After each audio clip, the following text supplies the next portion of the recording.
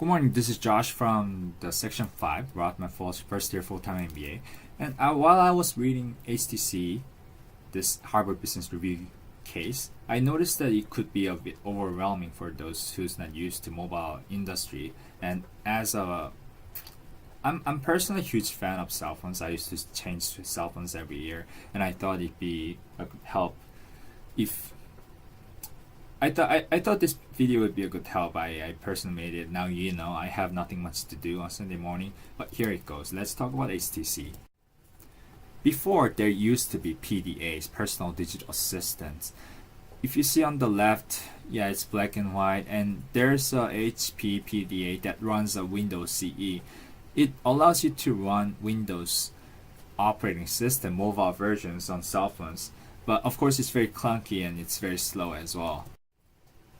Cell phones used to look like this, I'm sure you remember. There are LG cell phones, there are Samsung cell phones. It ran its own small micro the operating systems based on the Java mobile. And of course the features were very limited and very clunky, and things were like really pricey. There was no concept of Wi-Fi. If you wanted to use their data or connect to internet, it was extremely slow, but still they charge you a lot. It was then back in 2007, this guy, Steve Jobs, bless him, he came up with this extremely outrageous idea. As you see, it used to be Motorola, BlackBerry, Palm Web OS, Nokia, and we couldn't think beyond this, and this was already high tech that you see in the photo. And then he said, iPhone, let's use iPhone. At the time it was incredible. It was this kind of idea never existed. Entirely touchscreen, capacitive, and it shows maps, very large, gorgeous screen, very clean, smooth, and it looks awesome. There was no concept of fashion when it comes to cell phones, but now it became a fashion icon. It's difficult to become a pioneer, and the way Jobs described iPhone was, it works like magic, no stylus.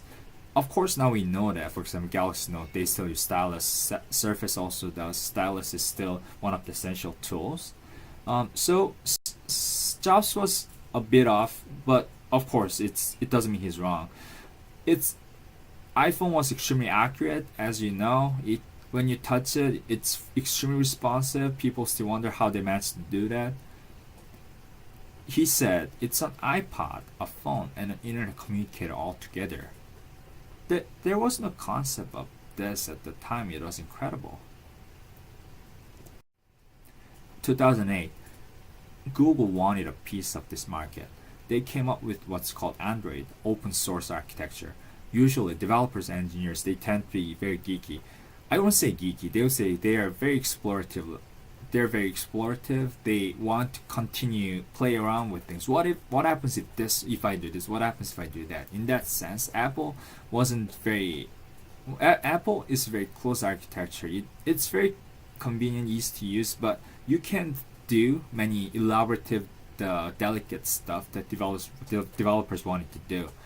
So Google jumped in, and HTC became their first partner to create an Android operating cell phone called HTC G1.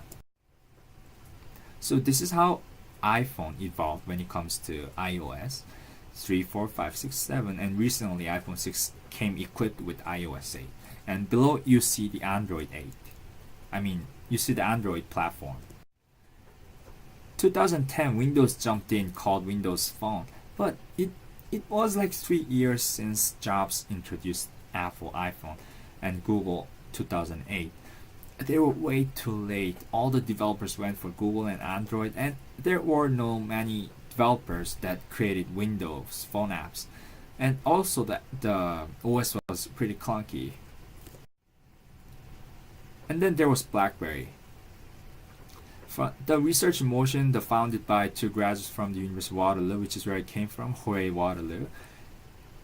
They used to be really popular when it comes to security and enterprise for the enterprises, except that they also failed to read the market scope, and that they lost the markets to Android and Apple. So they rebranded themselves from Research in Motion to BlackBerry. So if you go to their website, you'll notice there's no more word Research in Motion, but only BlackBerry. too bad President Obama also used to use it. Hopefully they can come back. Nokia, they used to use what's called a Symbian. It dominated the market, except they also were too late in the adaptation of technology, of open standards. They started losing. And then there's Samsung. And Harvard Business Nokia made a bold move that it deciding to use Windows talks about 2011, 2012 the because they never talk about their Nokia, which allowed Samsung, except it didn't go so well. It is a Samsung, and they ended up selling their device to Microsoft that basically dominated the entire market, and what brought Samsung to the top right now in Androids. They used to have what's called Omnia, and then they decided they need a better brand, which is why they came up with Galaxy. And as we all know now, it's a very well recognized brand. And then there's Huawei, ZTE, Ericsson, LG, and Motorola, which used to create the Razer stuff, as you remember, and then it became part of Google that runs independently. So there's a section on the Harvard Business Review that talks about HTC Sense UI. Some might wonder, what is that? There's Android, there's Apple, iOS, and now there's Sense UI. What is that?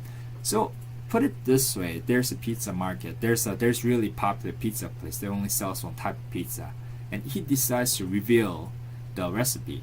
So Apple comes up with their own pizza called Apple Pizza that still maintains the original recipe, but also like customize it to their own flavor. And then Android, they comes up with their own pizza called Android Pizza that also has Android specific tastes. So by root, they're both cell phone operating systems, except that the cell phone manufacturers, they can come up with their own specific customized operating systems based on, I emphasize, based on Android. So they are all under the umbrella of Android, but they can come up with their own customizable UIs. So the top left is the iOS.